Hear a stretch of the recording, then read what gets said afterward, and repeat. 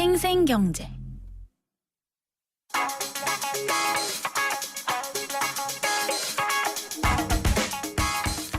안녕하세요. 멜로디경제 대중음악평론가 이대화입니다. 2NE1의 앨범 크러쉬가 미국의 음악 전문지 롤링스톤에서 선정한 2014년 최고의 팝 앨범 6위를 차지했습니다. 롤링스톤은 지난 수십 년간 권위를 인정받은 미국 최고의 음악 잡지인데요. 이곳에 연말 리스트 순위에 올랐다는 건 정말이지 대단한 일입니다. 심지어 순위도 10위권 내인 6위를 차지했는데요. 5위는 프라블럼으로 폭풍을 일으켰던 아리아나 그란데, 4위는 한국에서도 인기가 많은 마룬5입니다. 2NE1은 2014년 2집 크러쉬를 발표하고 빌보드 메인 앨범 차트의 61위에 오르기도 했죠. 심지어 2014년 연말 결산 월드 앨범 차트에선 11위에 오르기도 했고요.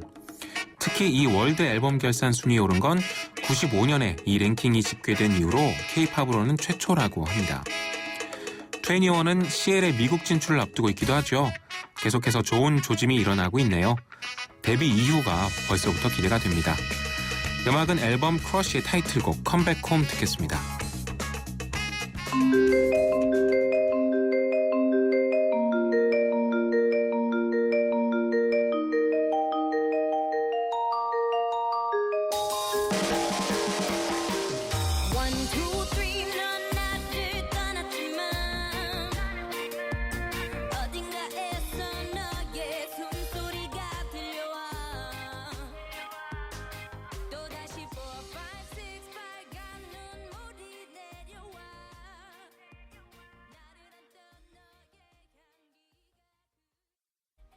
광명역의 가치를 바로 앞에서 누려라.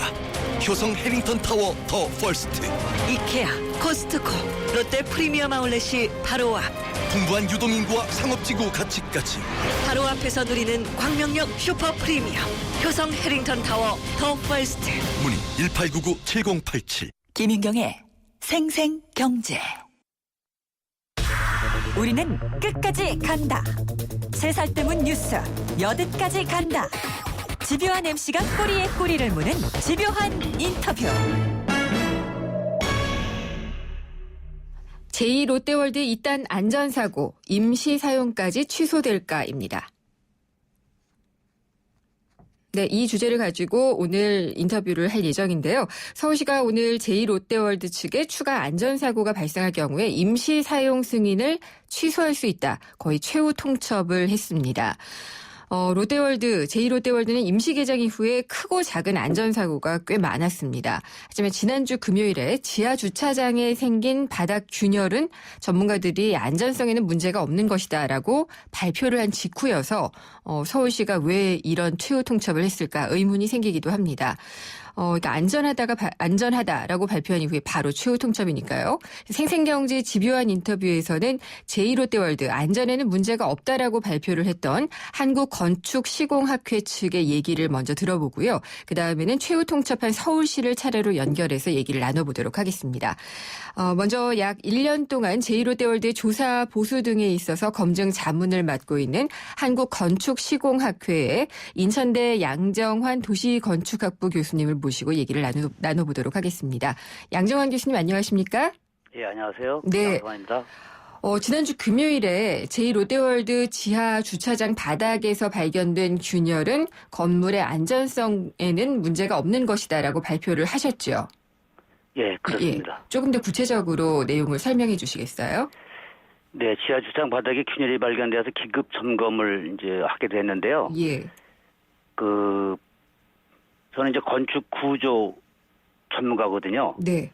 그래서 그 구조적으로 문제가 있으면 건물에 위험하니까. 예. 그래서 저는 이제 구조에 문제가 있는지 이거를 현장에 가서 확인을 했습니다. 이게 어떻게 확인을 하시는 건가요? 이 방법은요? 방법은 우선 육안 검사를 하고 예. 그 균열 부위가 이제 몸에 힘을 받는 부위인지 네. 구조적으로 그 어느 부분에서 균열이 갔는지, 그 다음에 균열의 깊이를 얼마나 들어갔는지, 네. 균열 폭은 얼마나 되는지 이런 것들을 이제 검사를 하는 거죠. 아, 그랬더니 결과적으로는 어땠나요? 저는 이제 구조 기술적인 측면에서만 봤기 때문에 네. 이제 우리가 힘을 받는 부분에 그러니까 이제 마이너스 모멘트라든지 이런 플러스 모멘트 이런 힘을 받는 부분에 균열이 갔으면 구조적으로 문제가 있는데 네. 그런 부분에서는 이제 발견되지 않은 것으로 저뿐만이 아니라 아마 서울시 측에서도 그 안전점검단이 나왔었는데 같은 의견을 낸 것으로 그렇게 알고 있습니다.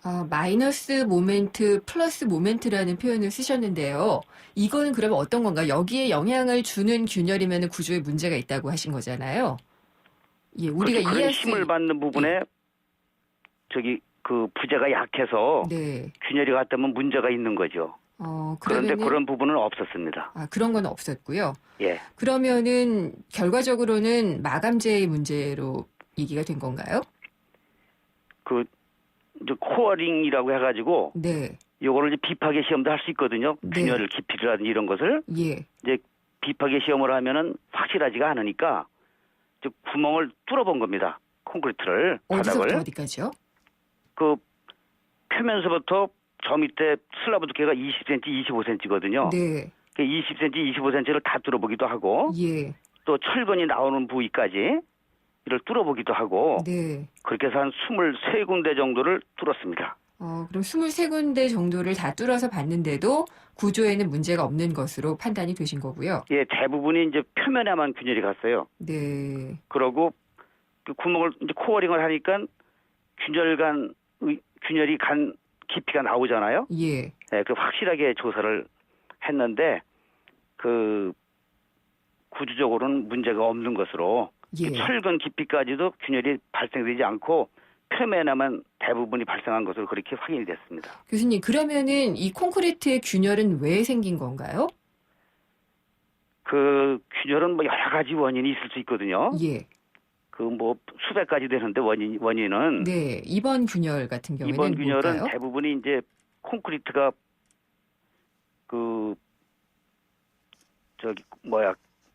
양생되는 과정에서 네. 수분이 날라가 증발하잖아요. 예. 그러면 최적이 줄어들죠.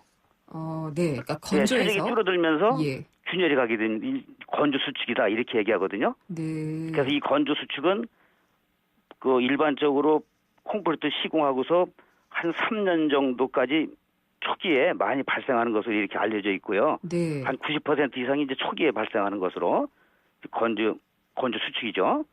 예. 이런 균열이 발생한 겁니다. 근데 이제 그런 얘기도 있더라고요. 이 지하 주차장이기 때문에 특별하게 더 많이 건조될 이유는 없었다. 그래서 건조 수축의 문제라는 것이 좀 의문이다라는 것도 제기가 되던데.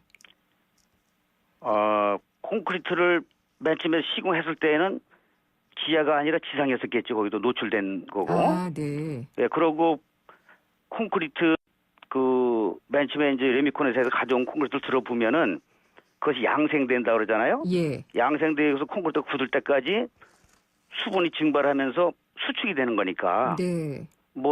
햇빛을 받으면 더 빨리 양생이 될 것이고 온도가 높거나 하면 예. 온도가 낮고 음지면은 콘크리트 양생 과정이 좀 더디게 발생하겠죠. 그럼 교수님, 균열이 이렇게 콘크리트로 만드는 곳에는 어디나 생길 수 있는 건가요? 예, 그렇습니다. 현실적으로 콘크리트는 지금 말씀드렸듯이 양생이 되면서 최적이 수축되니까 예. 균열은 생길 수 있습니다. 혹시라도 지금 이 제1롯데월드 같은 경우에는 석촌호수 주변에 좀 약해진 지반 때문에 건물에 좀 문제가 생겨서 균열이 생긴 게 아니냐라는 불안이 좀 있었는데 그건 전혀 의심하지 않아도 되는 건가요? 지금 지하 주차장에 생긴 균열은 그거하고는 전혀 상관이 없는 거죠. 예. 근데 롯데월드에서 유독 이 마감재가 잘 처리가 안 된 경우 혹은 이렇게 균열이 발생하는 경우가 더 많은 것 같이 느껴지거든요.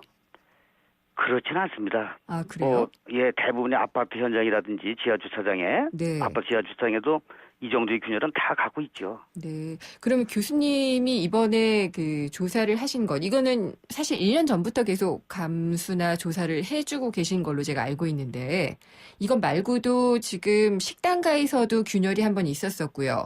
전등도 한번 떨어지고 출입문도 한번 떨어지고 이런 문제들이 있었는데 그 부분에 대해서는 조사나 자문을 안 하셨나요? 예, 식당가에서 이제 그 마감재, 예. 그건 콘크리트 구조체가 아니거든요. 네. 그 콘크리트 구조체 위에 마감재로다가 그 묵은 콘크리트를 친 거, 예. 이거 균열 간 거야 뭐 구조 안전하고는 아무 관계가 없는 거고요. 네. 나머지 뭐 그 출입문이라든지 전등 이런 거는 저희하고는 그 잘 알지 못합니다. 조사하고는 상관이 없는. 예, 그렇습니다. 그러면은 오늘 서울시에서 좀 느닷없다는 생각도 들었는데 추가로 안전사고가 발생하면은 임시 사용 승인을 취소까지 할 수 있다라고 얘기를 했어요. 교수님을 포함해서 전문가들이 안전하다라고 했는데 서울시가 이렇게 통첩을 한 것은 어떻게 보셨나요? 여기 가보면은 지금 중국인 관광객들이 줄을 서가지고 엄청나게 많이 오고 있거든요. 네. 상당히 이제 세계적인 건축물이 돼가고 있는데 여기 안전에 문제가 있다 그러면 큰일이지 않습니까? 그렇죠. 그래서 서울시의 그 조치는 저는 타당하다고 생각을 합니다. 그래요. 그러면은 이 안전조사 결과하고는 무관하게 발표가 된 걸로 보시는 거군요. 그렇죠. 안전조사하고도 관계가 있지만 네. 혹시라도 어떤 구조적으로 불안 요소가 있다고 하면은 예.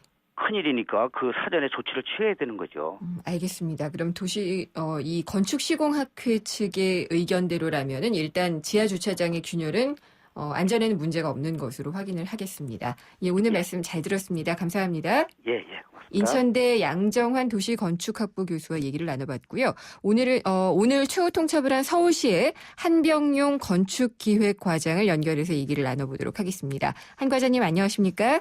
예, 안녕하세요. 서울시 네. 건축기획과장 한병룡입니다. 예, 오늘 서울시에서 이 롯데 측에 강력한 안전관리 대응 시스템을 마련하라라고 얘기를 하셨잖아요.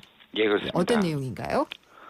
기본적으로 지금 그 롯데가 임시 사용 승인을 받고 지금 운영을 하고 있는데요. 네. 잦은 안전사고와 시민 불안감이 지금 계속 확산되고 있는데 이 부분에 대해서 그룹 전 차원에서 안전관리랑 대응 시스템이 좀 더 저희가 봤을 때 좀 미흡하다. 그리고 어떻게 보면은 불안 요소를 해소하기 위해서 적극적인 그 안전 점검과 관리와 외부인 전문가를 투입해서 설명하는 그 과정이 미흡한 부분이 있다라는 걸 판단해서 안전관리 대응 시스템을 구축하라고 요청하는 네. 내용이 되겠습니다. 요 앞에 인터뷰 혹시 들으셨나요? 아니요, 자세히는 못 들었습니다. 못 들으셨어요? 그러면 이게 지난주 금요일에 건축시공학회에서 예. 지하 주차장의 균열은 구조상의 문제는 없는 것이다. 마감재 문제일 뿐이다라고 얘기를 하면서 안전을 다시 한번 강조를 했거든요. 예. 롯데 측이 외부의 자문을 얻어서 발표를 한 건데 예. 이것을 한 것도 좀 미흡하다라고 보신 거네요? 미흡하다고 판단한 부분도 있지만 왜냐하면 이제 빨리 신속하게 예. 시민들이 불안해하는 요소를 설명하는 과정이 예. 좀 더 신속하게 이루어졌으면 좋지 않았을까라는 생각을 해보고요. 네. 저희들이 판단했을 때는 그 운영하는 회사가 여러 회사가 지금 참여를 하고 있습니다. 네. 뭐 롯데물산이라든지 롯데자산관리, 롯데쇼핑, 롯데시네마 등 뭐 여러 운영하는 회사가 있고 건설을 맡고 있는 롯데건설이 있는데 이제 운영 주체가 그 다음에 건설하는 주체하고 서로 이제 빨리 대응을 못하다 보니까 시민 불안이 점점 증가되고 있는 부분이 있어서 이런 부분들을 그룹 총괄 차원에서 안전관리를 대응할 수 있는 시스템을 마련해라라는 요구를 저희가 계속 요청을 했는데 그 부분에 대해서 좀 강력하게 네. 이번에 요구한 내용이 되겠습니다. 그래서 그런가요? 예. 뭐 지하 주차장 문제도 저희가 현장을 나가기 전에 뭐 외부 전문가를 통해서 그 점검을 하고 그 다음에 뭐 검증할 수 있는 여러 가지 그 뭐 코알인다든지 아니면 다른 것을 해서 시민 불안을 해소할 수 있는 여러 빠른 조치가 있어야 되는데 사실 저희가 시가 먼저 그 언론에 보도된 내용을 가지고 점검을 나가가지고 전문가를 투입을 했고 네. 코알을 두고 그 다음에 그거를 검증을 했을 때 그런 내용하고 또 롯데 측에서 또 다르게 전문가를 투입해서 하는 그런 과정들이 일련의 과정이 있었는데 네. 저희보다 먼저 건축주 입장에서 자발적이고 신속하게 투명하게 전문가들의 의견을 들어서 정리를 했었으면은 좀 더 예. 어떻게 보면은 불안이나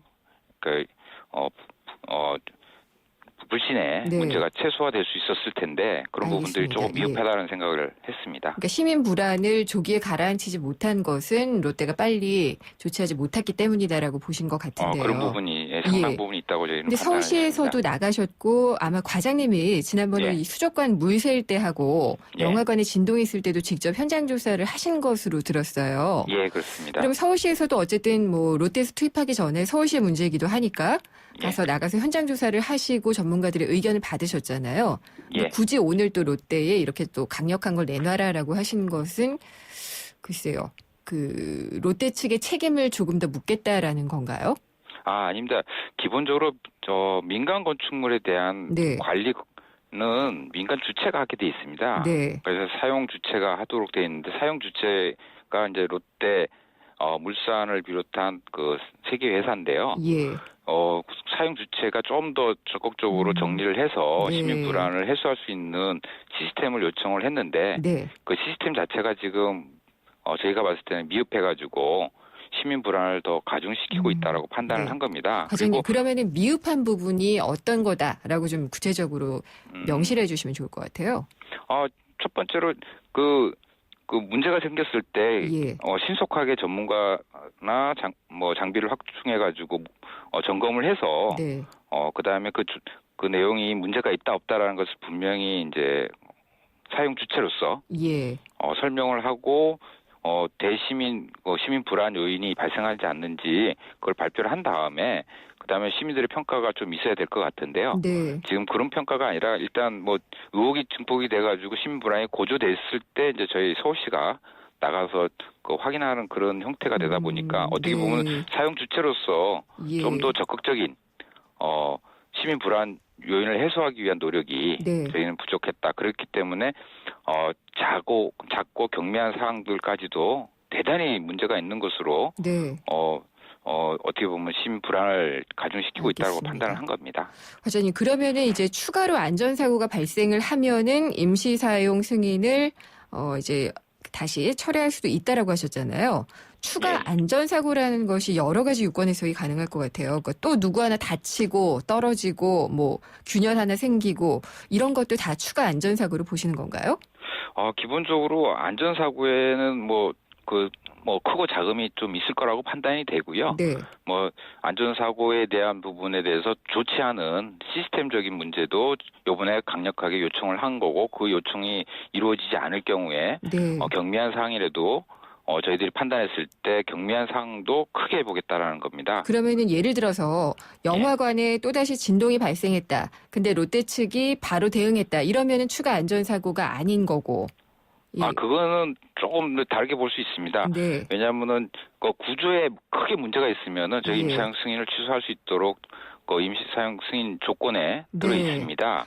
그리고 이제 경미한 사항인지 아니면은 중대한 사항인지 우리 전문가들의 자문을 구해서 판단을 할 건데요. 네. 그 과정에 있어서 롯데 측에서 움직이는 그 설득의 과정과 검증의 과정, 점검의 결과를 발표하는 내용들 이런 것들을 일련의 프로세스로 판단을 하겠다는 겁니다. 네, 그러면은 바닥에 균열이 생겼는데 조사를 해봤더니 구조상에 문제가 없다라고 이번에 건축시공학회에서 나온 결과가 있잖아요. 예, 그렇습니다. 이거는 잘 대처를 한 건가요? 예, 기본적으로 저희들도 전문가를 네. 포함해서 점검을 했지만은 네. 건물 전체의 안전에는 문제가 없다라는 판단을 저희도 얻었습니다. 네.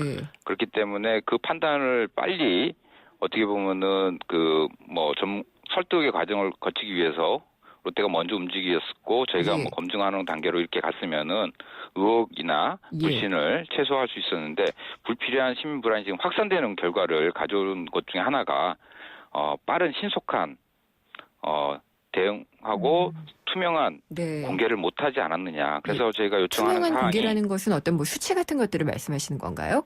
아니요. 점검하는 것도 충분히 예.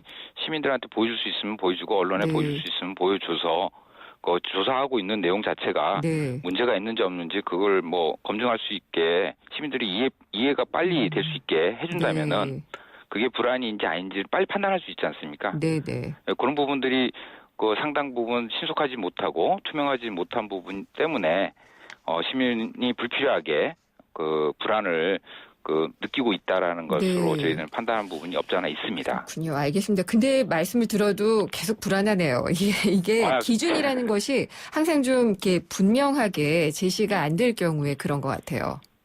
그렇습니까? 기준이 이제 안전성에 문제가 있다면 이라는 게 안전성이라는 것에 대한 기준의 차이가 있을 수도 있고 신속한 대응이라는 것도 시간에 또 이걸 차이를 둬서 해석을 할 수가 있잖아요.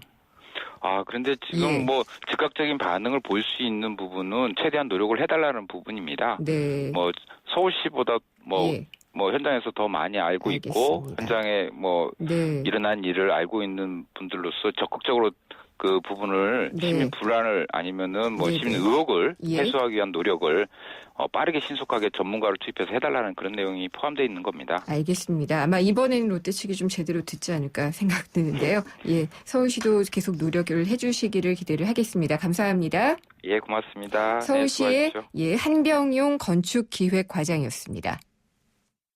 복귀라, 너 아빠는 밤마다 어디 간대? 아빠 요즘 대리운전 하신대요. 뭐? 일용이가 대리운전을? 좌우로 정렬 2588이라던데요? 아이고, 그래? 이젠 아들도 2588. 좌우로 정렬 2588. 차우가 같네, 차우가 같아. 2588.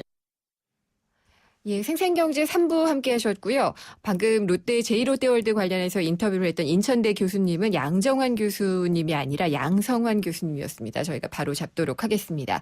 4부에서는 경제뉴스 뒤집기와 생생로펌이 준비가 돼 있는데요.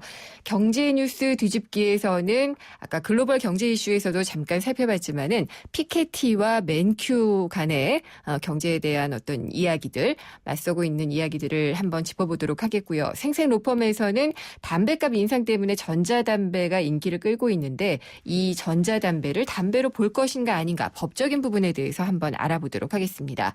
궁금한 점이나 의견 있으면 문자 보내주십시오. 휴대전화 우물정의 0945번이나 YTN 라디오 앱 예스를 통해서 남겨주시면 됩니다. 잠시 후 4부에서 뵙겠습니다. 구제역이요? 그 소독으로 해결된다던데? 아니죠. 농가의 방역은 기본, 구제역 발생지 방문자재 같은 국민 모두의 협조가 필요합니다. 백신 있어야지. 무엇보다 올바른 예방접종이 필요하겠죠? 백신은 얼지 않게, 주사는 가축 종류에 맞게, 주사기 하나로 5마리 이상 접종은 절대 안 돼요.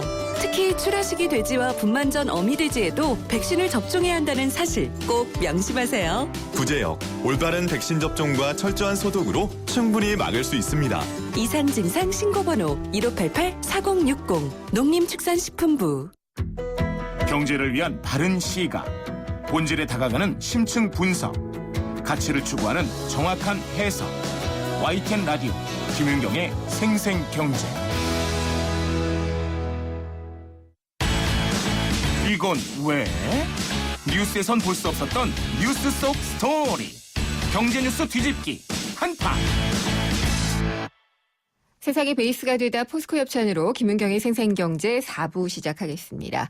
경제 뉴스를 좀 더 넓고 깊게 살펴보는 시간, 경제 뉴스 뒤집기입니다. 오늘은 한국경제신문의 허원순 논설위원과 함께하겠습니다. 안녕하십니까? 네, 안녕하십니까? 예, 주말 동안에 전미경제학회 연례 총회가 열렸더라고요. 예, 네, 예. 맞습니다. 뭐 전미경제학회라고 하고 정확하게 하면 아메리칸이니까 미국 경제학회 요즘 네. 그렇게 쓰는데 어쨌든 간에 이게 매년 연초에 열리는데요. 그렇죠.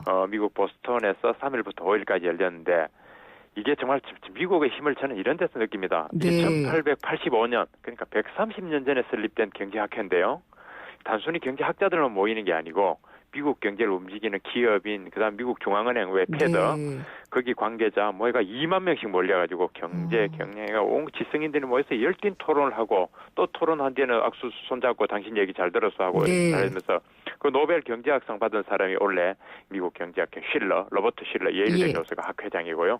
버냉키 전 그 미국 중앙은행 패드 의장이 부학회장 맡고 하니까 이 미국에서 이 경제학회 참 미국 경제학회의 위상을 우리가 알만한 거죠. 그렇죠. 예. 세션이 500개랍니다. 500개 세션이 진행되고 500개의 세션이요? 네, 그렇게 500개 세션에서 여러 가지 주제를 놓고 토론하고 보다 나은 사회, 보다 나은 미래 이런 걸 토론하고 하는 그런 거죠.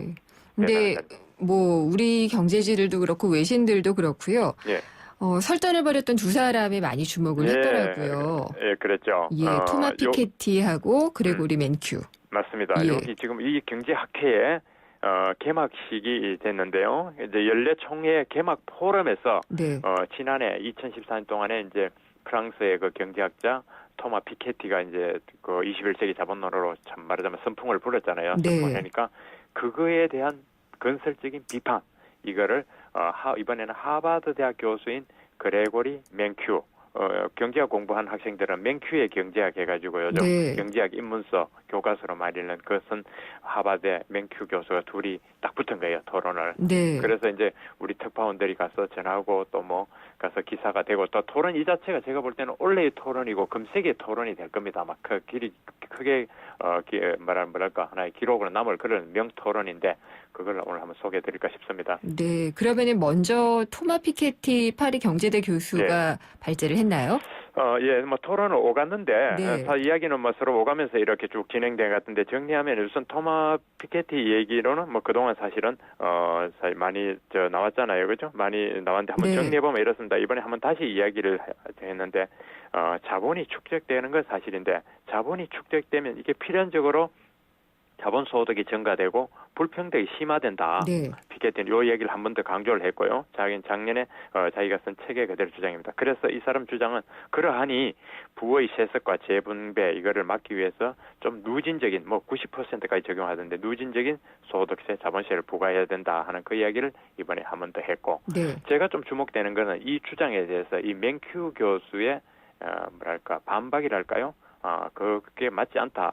이런 측면이 있다 한 부분이 그게 관심이 갔습니다. 맨큐 교수는 어떻게 안 맞다고 설명을 했나요? 맨큐 교수는 이런 기본적으로 주장입니다. 우리가 불평등은 사실 어디서나 다 얘기 나오는 얘기인데 맨큐 네. 얘기로는 불평등은 생산에 기한 대가다. 그 대가로 나타나는 결과다.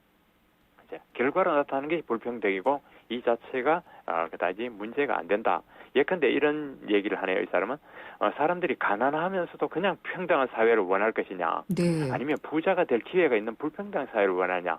뒤쪽 그러니까 부자가 될 기회가 있는 불평등한 사회를 더 원하는 거 아니냐. 많은 그 공산주의 사회가 20세기 들어와서 다 공산주의 국가가 쓰러진 거 보면은 사실 이 이야기는 공감이 갑니다. 그냥 가난한 평등 그 자체가 아니라 예. 가난한 평등 그 자체가 아니라 부자가 될 기회를 원한다. 그런 얘기도 했고요. 그다음에 자본을 축적하고 윤택한 삶을 사는 것을 왜 문제 삼느냐. 윤택한 삶을 사는 걸 모두가 원하는 거 아니냐. 이제 그런 식으로 해서 피케티 주장이 틀렸다. 그런 얘기도 했고. 아니 근데 위원님 이게 피케티가 모두가 가난해지는 그 평균적인 삶을 평균적인 경제를 얘기한 건 아니잖아요. 아니죠. 그 자체를 원하는 건 아닌데 예. 이제 피케티의 주장은 이런 거죠. 예컨대 우리가 어차피 어느 사회든지 자본이 축적되고 과학기술이 혁명이 되니까 자본이 축적된다 말입니다. 네. 소득도 어느 사회든지 아주 그 못난 사회 아니고는 대부분 이제 소득이 늘어나는 사회인데 예. 피케티가 초점을 맞춘 거는 거기서 불평등 자체를 맞춘 거예요. 네. 불평등이 심화된다는 게 피케티가 초점을 맞춘 것이고 여기에서 맨큐가 초점을 맞춘 것은 불평등이 벌어지는 건 사실이다. 네. 불평등이 사실인데 불평등이 늘어나기도 하지만 밑바닥, 밑에 전체적으로는 올라가는 거 아니냐, 윤택해지는 거 아니냐, 기회가 늘어나는 거 아니냐. 그다음에 또 하나는 피케티는 그 부가 세습이 다 되더라. 네. 이제 요거를 굉장히 강조를 하죠. 그것도 일부 맞는 얘기입니다. 그죠? 예. 많은 부분이 또 넘어가는데. 그러나 맨큐 얘기대로 보면 부의 세습이란 게 그다지 많이 이어지는 건 아니더라. 예컨대 빌 게이츠도 당대의 부자가 된 거지 꼭 부자가 이어가는 건 아니지 않느냐. 근데 뭐 두 사람 얘기는 다 맞는 거예요. 부가 세습되기도 하고 아니기도 하는데 어느 쪽을 보느냐. 이제 그 차이인 거죠. 한쪽은 부가 세습되는 쪽에 포커스를 맞춰서 봐온 것이고 맨큐는 세습되지 않은 부자도 무지 나온다. 전반적으로 부자가 돼 가려고 하는 거. 그다음 아까 말한 대로 결과로서 평등한 거냐. 그 평등이 불평등이 원인이냐 결과냐. 이런 게 차이 같습니다. 제가 보기에는.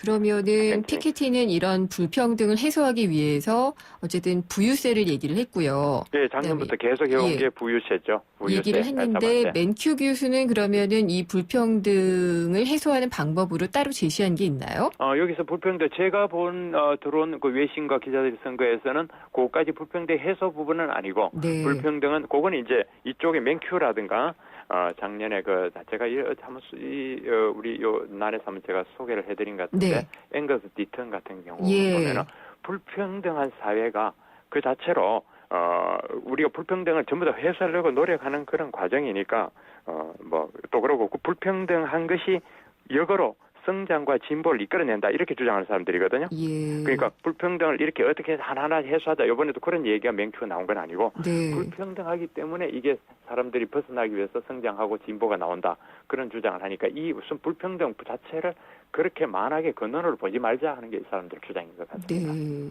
그러면은 확실히 허원순 위원님은 맨큐의 주장이 더 맞다고 보고 계신 것 같은데. 확실히 저는 그렇게 맞다고 봅니다. 그런가요? 예, 예. 왜냐하면 우리가 주장... 저도 그다지 부자도 아니고 저도 돈 때문에 아쉬워 하지만은 이렇게 네. 불평등을 저는 딱 한 가지 이것만 강조해요. 불평등이 뭐에서의 원인이냐? 예. 아니면 어떠한 결과로 나타나느냐 하는데 우리가 조금 차분하게 보면 불평등이 어떠한 경제 행위의 결과로 경제에 대해서 우리 경제활동 사회를 이끌어오는데 많은 사람들이 개인 혹은 각 그룹 국가들 이렇게 기여를 하면 그 결과로 나타났다고 이렇게 네. 좀 볼 게 중요한데 예. 볼 때는 우리는 그 불평등 때문에 세상이 안 된다고 하니까 그 원인과 결과를 냉정하게 한번 보자. 저는 그겁니다. 과연 불평등이 어떤 경제활동의 결과냐 아니면 원인이냐. 예. 우리 생활 주변에서 원인과 결과를 혼동하는 일이 너무나 많거든요. 저는 안타까운 게 그겁니다. 원인과 결과를 혼동해버리고 원인 이거는 어떠한 결과인데 그게 원인이라고 말해보는 경우가 굉장히 사실은 많기 때문에 그 점을 이야기하는 거고요. 다만 이제 예. 여기는 이런 건 있습니다. 제가 보기에는 제가 아까 미국 경제학회가 중요하다고 하는 것은 맨큐나 피케티나 둘 다 일리가 있는 얘기고 네. 중요한 고민인데 이렇게 지적이고 이렇게 생산적인 토론을 하는 거 사회 발전을 향해서 그 주장이 이 주장이 저 주장이든지 엄격한 상호 비판을 하고 진지한 토론을 하고 하는 이게 너무 이번에도 끝나고 둘이 악수 딱 하고 헤어졌거든요. 네. 쿨하게 연말 쿨하게 악수 딱 하니 그렇게 토론하는 그 자체가 그 피케티를 주장하는 주장 혹은 지지하는 그룹도 좋고 맨큐도 다 좋은데 이렇게 치열하게 냉정하게 어떻게 하면 사회를 발전시키고 모두가 행복을 더 나아가도록 노력해야 되는데 그냥 구호로 외치고 그냥 정치적 구호로 외쳐가지고 깎아내리고 네. 이런 게 아니라 이 토론하는 이 문화가 너무 부럽고요. 또 미국이 잘 살고 발전하는 게 이러한 식의 토론 이게 모여서 학자들이 모여서 이렇게 우리 학회 이런 데가 잘 없지 않습니까? 없죠. 예, 없는 게 없다고요. 학회가 예. 정부에서 나오는 무슨 프로젝트 먹기 바쁘고 예. 나눠 먹기 바쁜데 이어 말해서 토론하고 진지하게요. 사실은 양극에서 있는 사람인데 토론해가지고 좋은 결과를 내고 예. 또 컨설팅 토론하고 이게 정말 부럽다 이겁니다. 저도 사실은 그 부분은 굉장히 부럽고요. 예. 그러니까 정말 건전한 토론을 통해서 새로운 또 결론을 도출할 수가 있기 때문에 유연한 모습을 보이는 건 좋은데 어쨌든 모르겠어요. 이 소득 불평등이라는 게 결론적인 현상이기는 해도 그걸 해소할 수 있는 또 방법도 좀 제시가 됐었으면 좋지 않았을까라는 생각도 드네요. 이게 사실은 밤새도록 얘기해도 끝도 없는 얘기거든요. 네. 왜냐 보는 각도의 인생관이고 철학관이고 이게 다르기 예. 때문에 그런데 서로의 이야기에 귀를 좀 더 기울이고 저기에 네. 논리적인 문제점은 뭐다. 저건 구호고 저건 예. 사실 팩트다. 그럼 내가 말하는 것은 요까지는 팩트고 요건 요렇게 했으면 좋겠다 하는 네. 부분이 다 있는 겁니다. 사실은. 그죠? 알겠습니다. 근데 그런 부분이 서로 잘 안 되기 때문에 우리는 학자들이라도 토론에 가보면 정말 참 수준 이하거나 실망할 때가 너무 많거든요. 감성적으로 나온 경우가 많죠. 예. 그래서 제가 하는 건 피케티가 맞다고 생각하는 분도 굉장히 많습니다. 네. 맨큐가 맞다고 하는 사람도 굉장히 많습니다. 그런데 내가 누구를 더 맞다 지지하다 네. 그걸 우선 강조하기 앞서서 이렇게 한 자리에 토론하고 진지하게 이야기하고 거기에 반박하고 또 주장은 이렇습니다 하고 해나가는 그 과정과 이런 것들이 사회 발전에서는 굉장히 도움을 줄 거라고 생각합니다. 네, 잘 들었습니다. 감사합니다. 예. 한국경제신문의 허원순 논설위원이었습니다.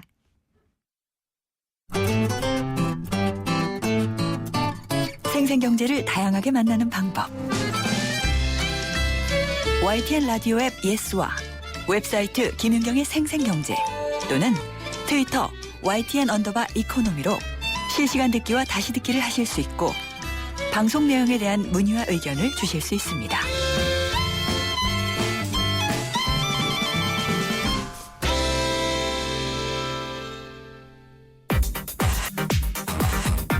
모르면 당하는 경제 법률 생생로펌. 생생로펌 시간입니다. 새해 들어서 결심하시는 분들을 보는데요. 대개 담배와 관련된 결심 많습니다. 그래, 나 결심했어. 끊기로. 라고 하는 건 상식적인데 그래, 결심했어. 올라도 피기로. 라는 결심도 상당히 많더라고요. 근데 어쨌든 끊기 위해서 전자담배로 넘어가시는 분들도 적지가 않은데 이 전자담배가 과연 담배냐? 여기에 대한 논란이 좀 있습니다.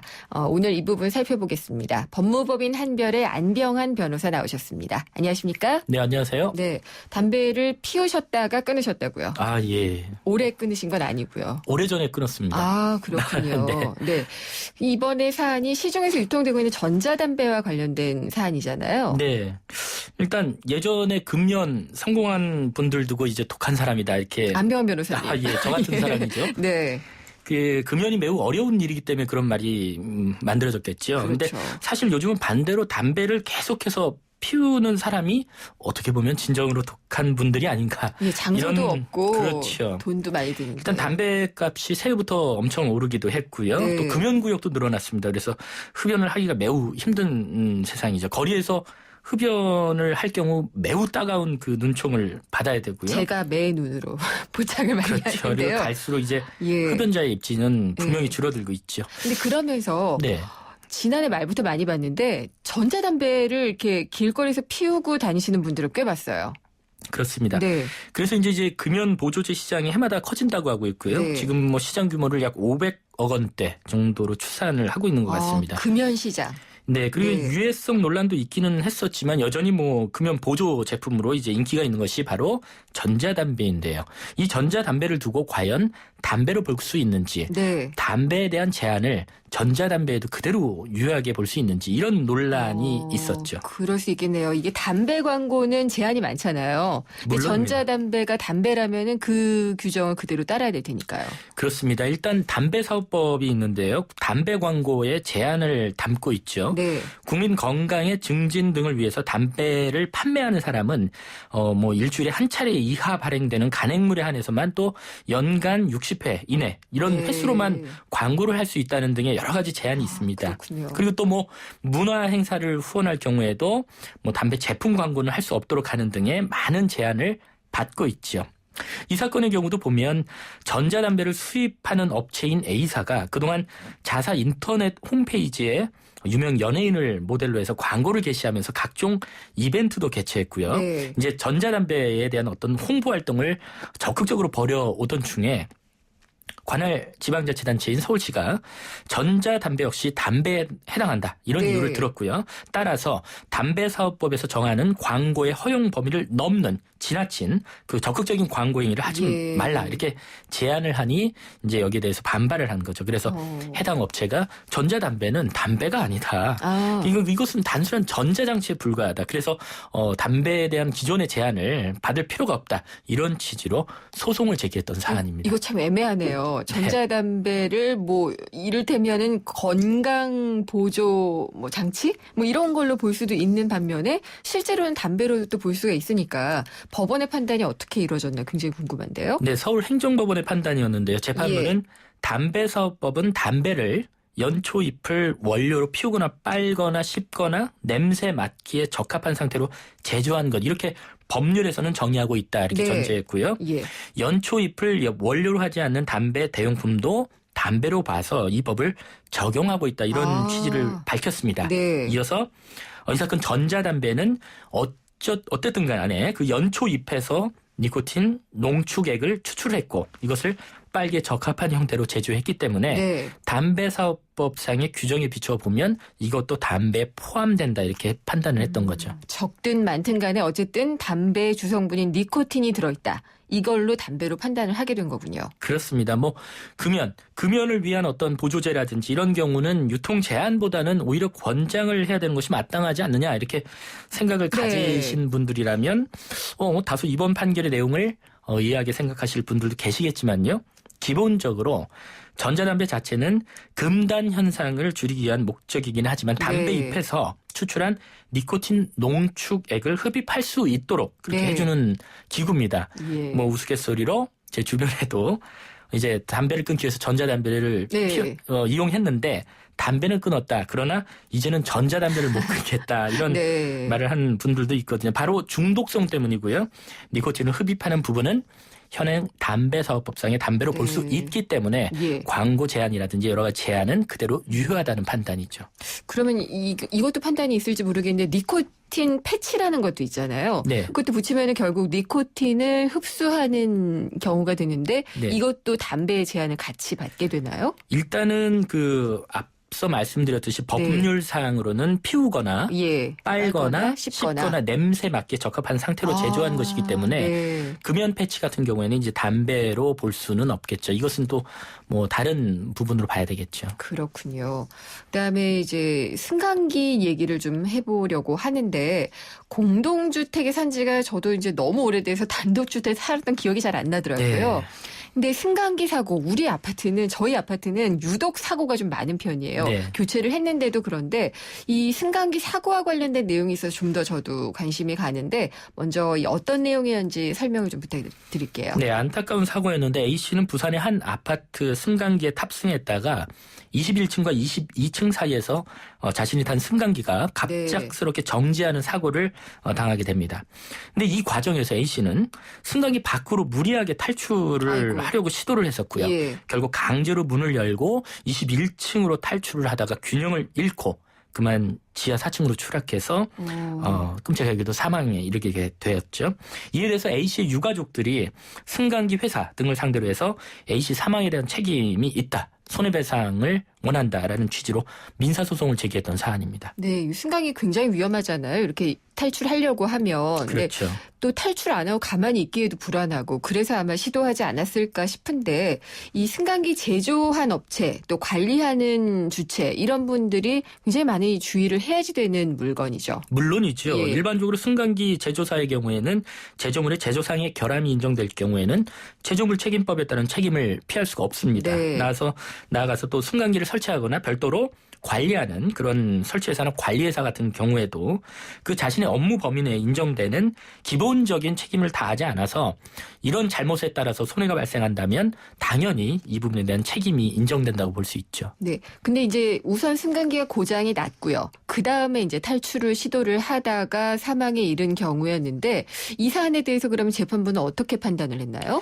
네, 재판부는 이 사건에서 이렇게 판단을 했습니다. 구조가 지연되어서 탈출 시도가 불가피한 상황이 아니었다라는 점에 착안했고요. 그런 상황에도 불구하고 강제로 문을 열어서 무리하게 승강장 바닥으로 뛰어내린 행위를 스스로 했기 때문에 이 사건 사고는 제조업자의 결함으로 인한 사고라고 볼 수 없다 이렇게 판단하면서 원고의 청구를 모두 기각한다는 판단을 내렸죠. 근데 원래 승강기가 고장이 안 났으면은 이분은 사망할 이유가 없는 거잖아요. 승강기의 고장이 그 가장 원인이 되는 거 아닌가요? 하지만 그 인과관계를 무한정하게 늘릴 수는 없고요. 이제 뭐 상당히 인과관계다라는 취지로 설명을 하고 있는데요.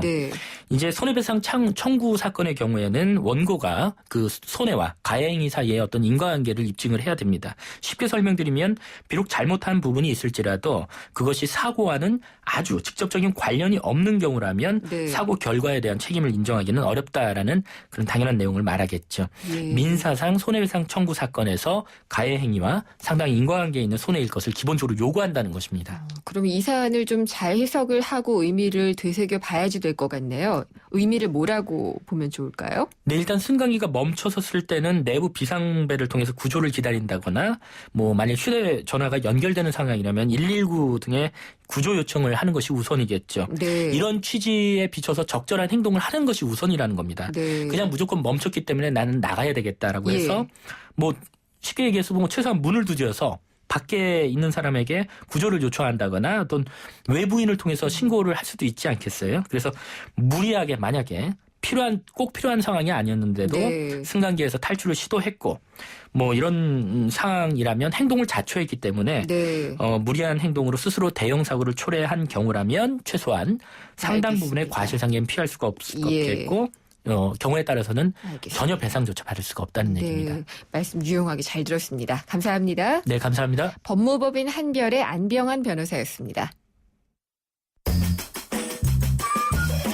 생생경제를 다양하게 만나는 방법. YTN 라디오 앱 예스와 YTN 라디오 웹사이트, 팟캐스트를 통해서 실시간 청취와 다시 듣기가 가능합니다. 언제 어디서나 손쉽게 만날 수 있는 생생경제. 참 좋다. 김윤경의 생생경제 오늘 준비한 순서는 여기까지입니다. 생생경제 홈페이지와 팟캐스트 또 스마트폰 애플리케이션 예스를 통해서 다시 들으실 수 있습니다. 다음 시간에 찾아뵙겠습니다. 김윤경이었습니다.